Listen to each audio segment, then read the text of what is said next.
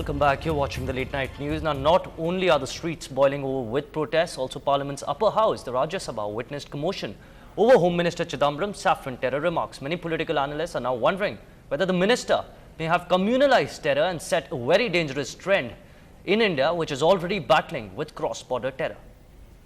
Home Minister P. Chidambaram's words setting a dangerous precedent. Chidambaram has coloured terror with religion, and that has caused an uproar. Not only on the streets across India, but today even Parliament witnessed tumultuous scenes, with the opposition BJP branding Chidambaram's words as anti-national. There is no such phenomena in this country as he mentioned.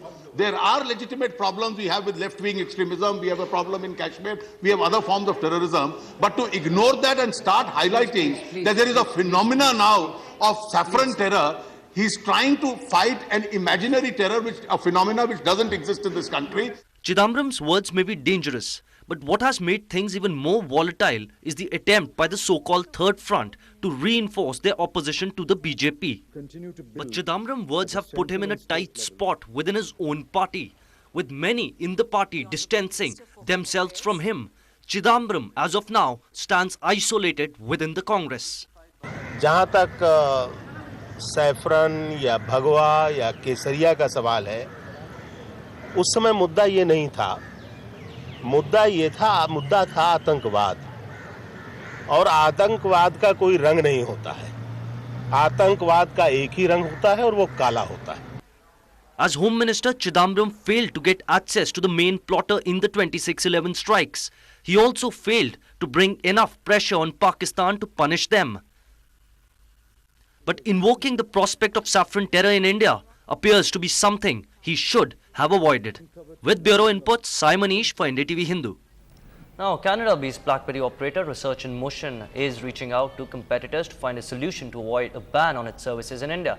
India is one of the several countries which said BlackBerry's transmissions, which could not be monitored, posed a serious threat to state security. With the date for ban on BlackBerry services nearing, RIM called out for the formation of an industry forum.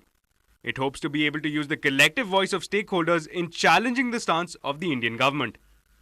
There has been speculation that after BlackBerry, the government of India might look to gun down voice and messaging services offered by Skype and Google. Various analysts have concluded that the government has the legal firepower to make similar demands on other services which bypass the monitoring system. RIM is hoping that the Indian government's tough stance will help these service providers in rallying together. The added weight of such a lobby could have political overtones. With Obama expected to address such issues during his India visit, the government's position might soften with regard to majors such as RIM and Google.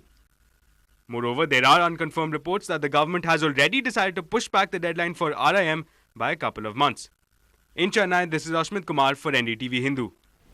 Now on to some news about Saina Nehwal, who seems to have been a bit disappointed after her loss. The badminton ace crashed out of the World Championships in Paris, losing 21-8, 21-14 to Chinese 6 seed Shijian Wang. This was the first Chinese opponent that Saina was facing in the tournament, and she was completely outclassed. This comes as a great disappointment for Indian fans who were expecting the world number 2 to win this title after her great performances in the international circuit. Saina came into the tournament on the back of 3 successive international wins. Saina had crashed out of the World Championship last year in Hyderabad at the same stage. An outstanding performance today. Indian hockey chief coach Jose Brasa has been lashing out at the Sports Authority of India and Hockey India. The Spaniard claims that he's being treated like a slave. Brasa, who took over the reins as the coach of the team in 2009, has no say in the selection process, which he feels is hampering the team's performance.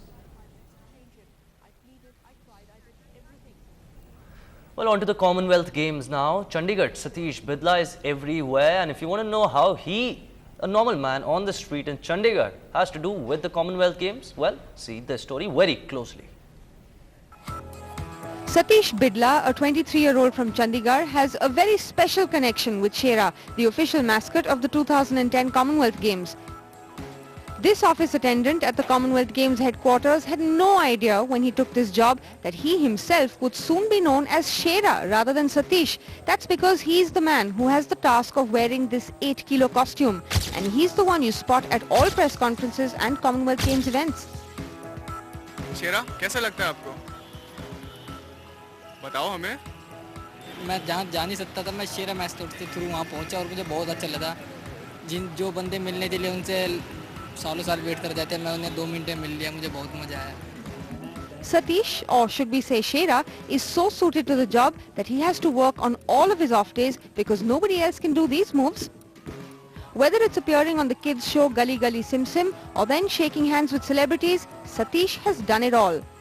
मुझे बहुत मज़ा आता है शेरा बनते और बहुत ही अच्छा लगता है, काफ़ी खुशी होती है शेरा बनते, काफ़ी लोगों से मिला हूँ मैं। Satish now gets an additional stipend for being the face behind the face of the Commonwealth Games. At least this is one positive story coming out of the Games. With Yash Chawla, Anushya Mathur for NDTV. Now, a third person has been arrested as part of an alleged terror plot against targets in Canada and abroad. Police arrested Hiwa Alizadeh and Mishabuddin Ahmed in Ottawa and also Khurram Syed Sher in London. Police allege the men had plans and schematics to make improvised explosive devices. It's believed that one of the men was trained overseas. Police say they moved on the men to prevent them from sending money to militant groups in Afghanistan. Police said that the plot ranged from Canada to Iran, Afghanistan, Dubai, and even, of course, the usual suspect, Pakistan. And of course, one of them arrested is quite an interesting man. The third person that we told you arrested for Operation Samosa, Khurram Sher, also appeared on Canada's version of the American Idol. The 28-year-old Sher appeared on the reality show Canadian Idol in 2008. He told the judges he's from Pakistan, likes hockey, music, and of course, acting. And you're talking to me one-on-one. Will you become somebody else around everyone else? You're watching your back like you can't relax. You try to be cool, you look like a fool to me. Tell me why you have to go and make things so complicated. I see the way you're acting like you're somebody else that gets me frustrated. Life's like this and you... I have a feeling the judge's decision won't be all that complicated. Turn it into honesty and promise me I'm never gonna find you fake it. No, no, no. Have you ever thought of being a comedian or... Not really. I like hockey, music, acting. The dance moves were good, the singing bad. I'm a no. Good dance moves? Well, Jake would know. Sorry.